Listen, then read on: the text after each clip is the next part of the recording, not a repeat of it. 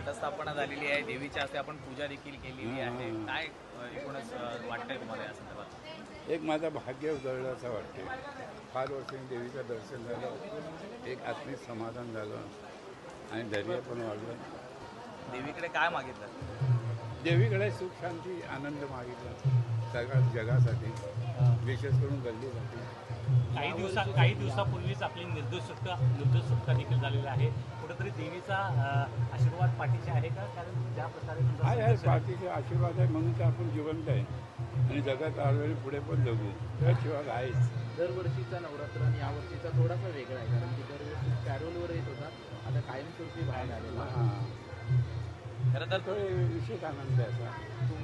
तुमच्या येण्याने एकूणच भायखळ्यामध्ये आम्ही गणेश उत्सवामध्ये बघितलं, नवरात्र उत्सवात आपण फिरताय, विविध मंडळांना भेट देत आहे. आपल्याला बघून इथला परिसरातले नागरिक देखील मोठ्या प्रमाणात खुश होत आहेत. काय सांगाल? भरपूर जुन्या आठवणी अनेक उजाळा देतात. काय करे, जुन्या लहानाचा मोठा मी झालो ना, सगळे मला आपला समजून वागतात, मानतात.